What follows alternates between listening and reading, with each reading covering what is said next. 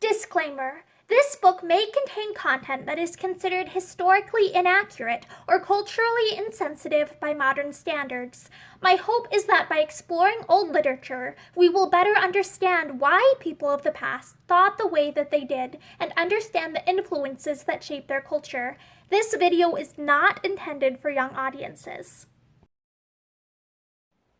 Hi, I'm Morgan, and today I will be reading to you from Out of Door Book, which is the 7th book in a series or collection of books called The Children's Hour, which was published by Houghton Mifflin Co. in 1907. About the Fox by John Burroughs. It has been many a long day since I heard a fox bark, but in my youth among the Catskills I often heard the sound, especially of a still moonlit night in midwinter. Perhaps it was more a cry than a bark, not continuous like the baying of a dog, but uttered at intervals. One feels that the creature is trying to bark, but has not yet learned the trick of it. But it is a wild, weird sound. I would get up any night to hear it again. I used to listen for it when a boy, standing in front of my father's house. Presently I would hear one away up on the shoulder of the mountain, and I imagined I could almost see him sitting there in his furs upon the illuminated surface and looking down in my direction. As I listened, maybe one would answer him from behind the woods in the valley, a fitting sound amid the ghostly winter hills. The red fox was the only species that abounded in this locality. On my way to school in the morning, after a fresh fall of snow, I would see at many points where he had crossed the road. Here he had leisurely passed within rifle range of the house, evidently reconnoitering the premises with an eye to the hen roost. That clear, sharp track, there was no mistaking it for the clumsy footprint of a little dog. All his wildness and agility were photographed in it. Here he had taken fright, or suddenly recollected an engagement, and in long, graceful leaps, barely touching the fence, had gone careering up the hill as fleet as the wind. The usual gait of the fox, unlike that of the dog, is at night at least a walk. On such occasions he is in quest of game, and he goes through the woods and fields in an alert, stealthy manner, stepping about a foot at a time, and keeping his eyes and ears open. The wild, buoyant creature, how beautiful he is! I had often seen his dead carcasses, and at a distance had witnessed the hounds drive him across the upper fields. But the thrill and excitement of meeting him in his wild freedom in the woods were unknown to me till, one cold winter day, drawn thither by the baying of a hound, I stood near the summit of the mountain, waiting renewal of the sound, that I might determine the course of the dog and choose my position, stimulated by the ambition of all the young Nimrods to bag some notable game. Long I waited, impatiently, till, chilled and benumbed, I was about to turn back, when, hearing a slight noise, I looked up and beheld a most superb fox, loping along with inimitable grace and ease, evidently disturbed, but not pursued by the hound, and so absorbed in his private meditations that he failed to see me, though I stood transfixed with amazement and admiration not 10 yards distant. I took his measure at a glance, a large male, with dark legs and massive tail tipped with white, a most magnificent creature, but so astonished and fascinated was I by the sudden appearance and matchless beauty, that not till I had caught the last glimpse of him, as he disappeared over a knoll, did I awake to my duty as a sportsman, and realize what an opportunity to distinguish myself I had unconsciously let slip. I clutched my gun, half angrily, as if it was to blame, and went home out of humor with myself and all fox kind. But I have since thought better of the experience, and concluded that I bagged the game after all, the best part of it, and fleeced Reynard of something more valuable than his fur, without his knowledge. This is thoroughly a winter sound, this voice of the hound upon the mountain, and one that is music to many ears, the long, trumpet-like bay, heard for a mile or more, now faintly back to the deep recesses of the mountain, now distinct, but still faint, as the hound comes over some prominent point, and the wind favors, anon entirely lost in the gully, then breaking out again much nearer, and growing more and more pronounced as the dog approaches, till, when he comes around the brow of the mountain, directly above you, the barking is loud and sharp. On he goes along the northern spur, his voice rising and sinking as the wind and the lay of the ground modify it, till lost to hearing. The fox usually keeps half a mile ahead, regulating his speed by that of the hound, occasionally pausing a moment to divert himself with a mouse, or to contemplate the landscape, or to listen for his pursuer. If the hound press him too closely, he leads off from mountain to mountain, and so generally escapes the hunter.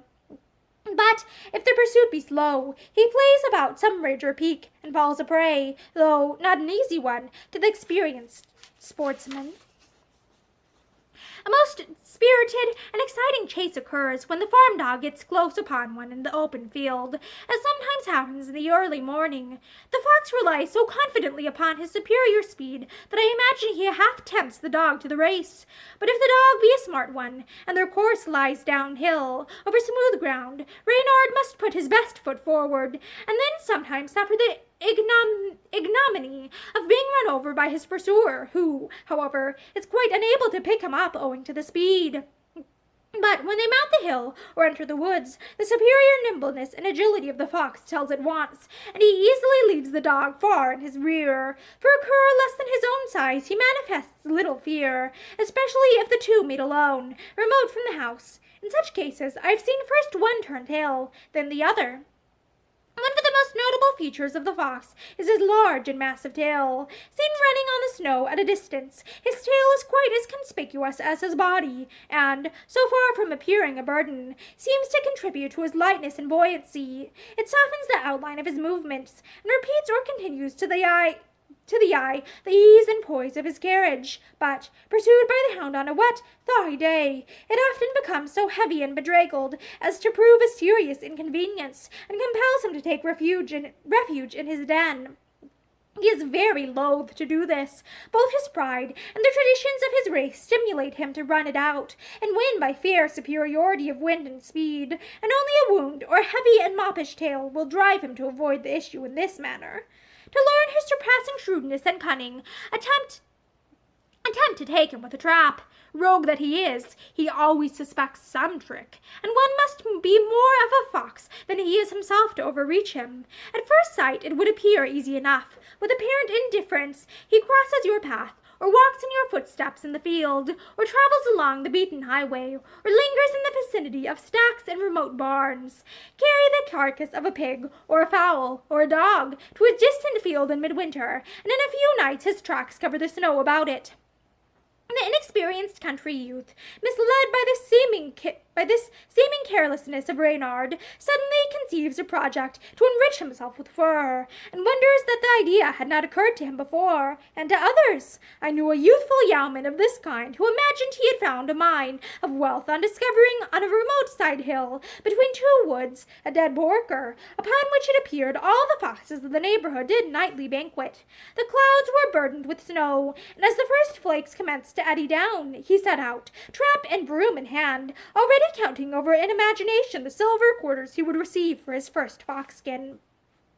With the utmost care, and with a palpitating heart, he removed enough of the trodden snow to allow the trap to sink below the surface. Then, carefully sighting the light element over it, and sweeping his tracks full, he quickly withdrew, laughing exultingly over the little surprise he had prepared for the cunning rogue. The elements conspired to aid him, and the falling snow rapidly obliterated all vestiges of his work. The next morning at dawn, he was on his way to bring in his fur. The snow had done its work effectually, and, he believed, had kept his secret well. Arrived in sight of the locality, he strained his vision to make out his prize lodged against the fence at the foot of the hill. Approaching nearer, the surface was unbroken, and doubt usurped the place of certainty in his mind. A slight mound marked the site of the porker, but there was no footprint near it. Looking up the hill, he saw where Reynard had walked leisurely down toward his wonted bacon, till within a few yards of it, when he had wheeled, and with prodigious strikes disappeared in the woods. The young trapper saw at a glance what a comment this was upon his skill in the art, and, indignantly exhuming the iron, he walked home with it, the stream of silver quarters suddenly setting in another direction. The successful trapper commences in the fall, or before the first deep snow. In a field not too remote, with an old axe he cuts a small place, say 10 inches by 14, in the frozen ground, and removes the earth to the depth of 3 or 4 inches, then fills the cavity with dry ashes, in which are placed bits of roasted cheese. Reynard is very suspicious at first, and gives the place a wide berth. It looks like design, and we'll see how the thing behaves before he approaches too near. But the cheese is savory and the cold severe. He ventures a little closer every night, until he can reach and pick a piece from the surface. Emboldened by success, like other mortals, he presently digs freely among the ashes and, finding a fresh supply of the delectable morsels every night, is soon thrown off his guard, and his suspicions quite lulled. After a week of abating in this manner, and on the eve of a light fall of snow, the trapper carefully conceals his trap in the bed, first smoking it thoroughly with hemlock boughs to kill or neutralize all smell of the iron. If the weather favors and the proper precautions have been taken, he may succeed, though the chances are still greatly against him. Reynard is usually caught very lightly, seldom more than the ends of his toes being between the jaws. He sometimes works so cautiously as to spring the trap without injury even to his toes, or may remove the cheese night after night without even springing it. I knew an old trapper who, on finding himself outwitted in this manner, tied a bit of cheese to the pan, and the next morning had poor Reynard by the jaw.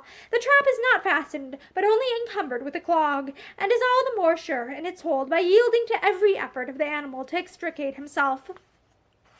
When Reynard sees his captor approaching, he would fain drop into a mouse hole to render himself invisible. He crouches to the ground and remains perfectly motionless until he perceives himself discovered. Then he makes one desperate and final effort to escape, but seizes all struggling as you come up, and behaves in a manner that stamps him a very timid warrior, cowering to the earth with a mingled look of shame, guilt, and humiliation. A young farmer told me of tracing one with his trap to the border of a wood, where he discovered the cunning rogue trying to hide by embracing a small tree. Most animals, when taken in a trap, show fight, but Reynard has more faith in the nimbleness of his feet than in the terror of his teeth. I once spent a summer month in a mountainous district in the state of New York, where, from its earliest settlement, the red fox has been the standing prize for skill in the use of the trap and gun. At the house where I was stopping were 2 foxhounds, and a neighbor half a mile distant had a third.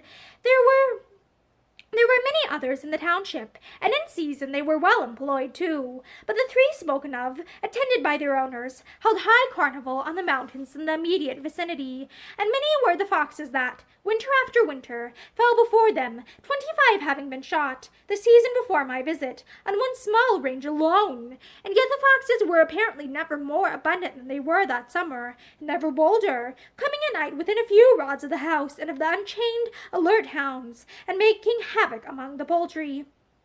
One morning a large, fat goose was found minus her head and otherwise mangled. Both hounds had disappeared, and, as they did not come back till near night, it was inferred that they had cut short Reynard's repast, and given him a good chase into the bargain. But next night he was back again, and this time got safely off with the goose.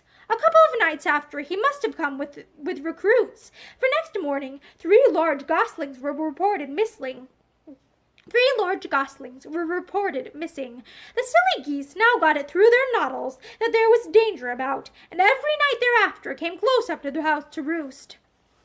A brood of turkeys, the old one tied to a tree a few rods to the rear of the house, were the next objects of attack.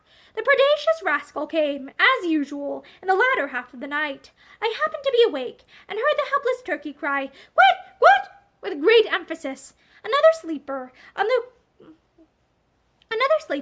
the floor above me, who, it seems, had been sleeping with one ear awake for several nights in apprehension for the safety of his turkeys, heard the sound also, and instantly divined its cause. I heard the window open, and a voice summon the dogs. A loud bellow was the response, which caused Reynard to take himself off in a hurry. A moment more, and the mother turkey would have shared the fate of the geese. There she lay at the end of her tether, with extended wings, bitten and rumpled.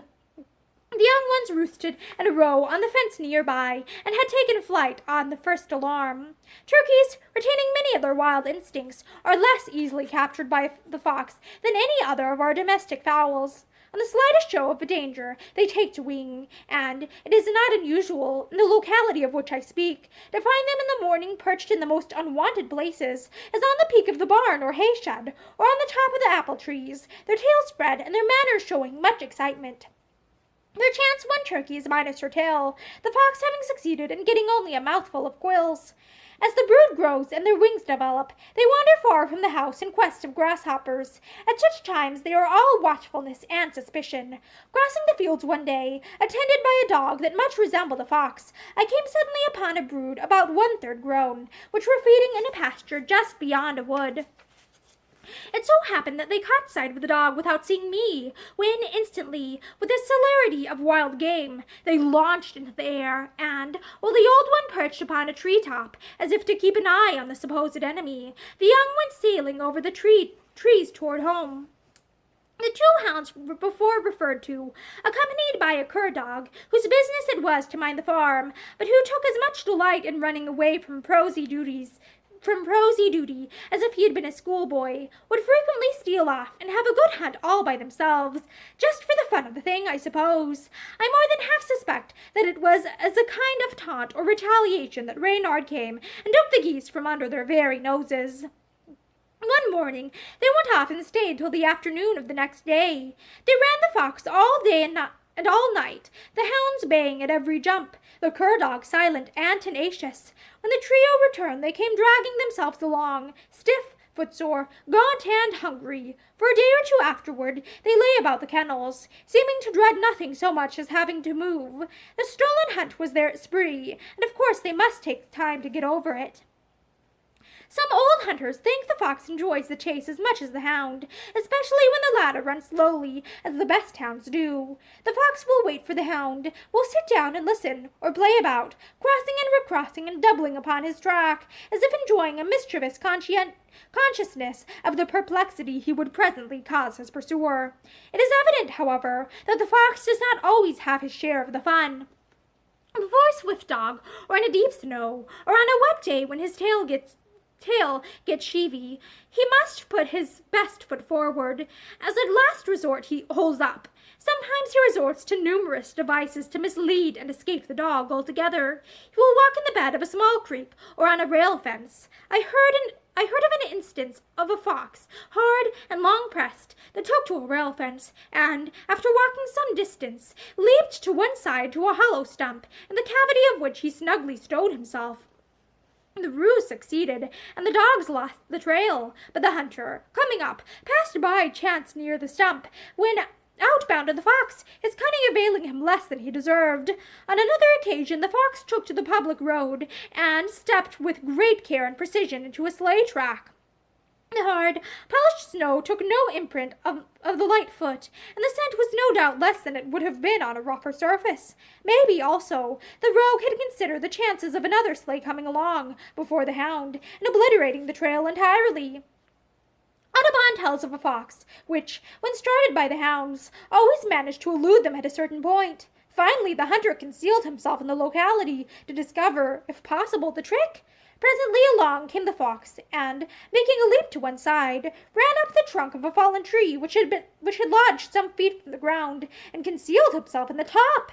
In a few minutes the hounds came up, and, in their eagerness, passed some distance beyond the point, and then went still farther, looking for the lost trail. Then the fox hastened down, and, taking his back track, fooled the dogs completely. I was told of a silver-gray fox in northern New York which, when pursued by the hounds, would run till it had hunted up another fox, or the fresh trail of one, and when it would so maneuver that the hound would invariably be switched off on the second track. In cold, dry weather the fox will sometimes elude the hound, at least delay him much, by taking to a bare-ploughed field. The hard, dry earth seems not to retain a particle of the scent, and the hound gives a loud, long, peculiar bark, to signify he has trouble. It is now his turn to show his wit, which he often does by passing completely around the field, and resuming the trail again where it crosses a fence or a strip of snow. The fact that any dry, hard surface is unfavorable to the hound suggests, in a measure, the explanation of the wonderful faculty that all dogs in a degree possess of tracking an animal by the scent of the foot alone. Did you ever think why a dog's nose is always wet? Examine the nose of a foxhound, for instance. How very moist and sensitive. Cause this moisture to dry up, and the dog would be as powerless to track an animal as you are. The nose of the cat, you may observe, is but a little moist, and, as you know, her sense of smell is far inferior to that of the dog. Moisten your own nostrils and lips, and this sense is plainly sharpened. The sweat of a dog's nose, therefore, is no doubt a vital element in its power, and, without taking a very long logical stride, we may infer how a damp, rough surface aids him in tracking game. A still hunt rarely brings you in sight of a fox, as his ears are much sharper than yours, and his tread much lighter. But if the fox is mousing in the fields, and you discover him before he does you, you may, the wind favoring, call him within a few paces of you, secrete yourself behind the fence, or some other object, and squeak as nearly like a mouse as possible. Reynard will hear the sound at an incredible distance. Pricking up his ears, he gets the direction, and comes trotting along as unsuspiciously as can be. I have never had an opportunity to try the experiment, but I know perfectly reliable persons who have. One man, in the pasture getting his cows, called a fox which was too busy mousing to get the first sight, till it jumped upon the wall just over where he sat secreted. He then sprang up, giving a loud whoop at the same time, and the fox, I suspect, came as near being frightened out of his skin as a fox ever was. I have never been able to see clearly why the mother fox generally selects a burrow or hole in the open field in which to have her young, except it be, as some hunters maintain, for better security. The young foxes are wont to come out on a warm day and play like puppies in front of the den, the view being unobstructed on all sides by trees or bushes, in the cover of which danger might approach. They are less liable to surprise and capture. On the slightest sound, they disappear in the hole. Those who have watched the gambols of the young foxes speak of them as very amusing, even more art and playful than those of kittens, while a spirit profoundly wise and cunning seems to look out of their young eyes. The parent fox can never be caught in the den with them, but is hovering near the woods, which are always at hand, and by her warning cry or bark, telling them when to be on their guard. She usually has at least 3 dens, at no great distance apart, and moves stealthily in the night with her charge from one to the other, so as to mislead her enemies.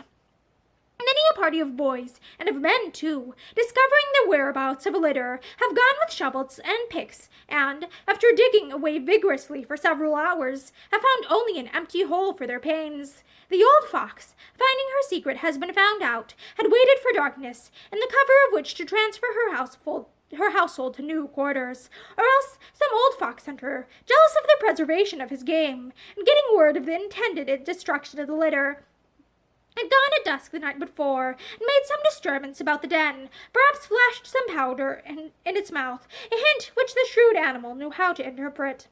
The fox nearly always takes his nap during the day in the open fields, and along the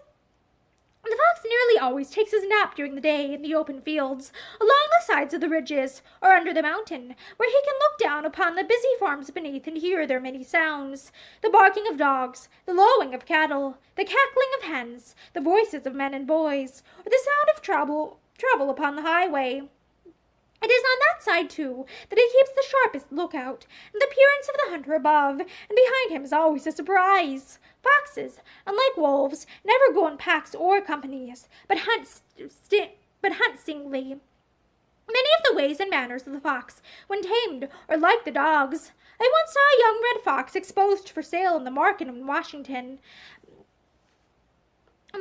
A historically used but impolite word for black man had him, and said he had caught him out in Virginia. He led him by a small chain, as he would a puppy, and the innocent young rascal would lie on his side and bask and sleep in the sunshine, amid all the noise and chaffering around him, precisely like a dog. He was about the size of a full-grown cat, and there was a bewitching beauty about him that I could hardly resist. On another occasion, I saw a gray fox, about 2/3 grown, playing with a dog about the same size, and by nothing in the manners of either could you tell which was the dog and which was the fox. And I believe that is the end of About the Fox, which was written by John Burroughs. Thank you for listening to the story with me, and I hope that you're having a great day. Bye!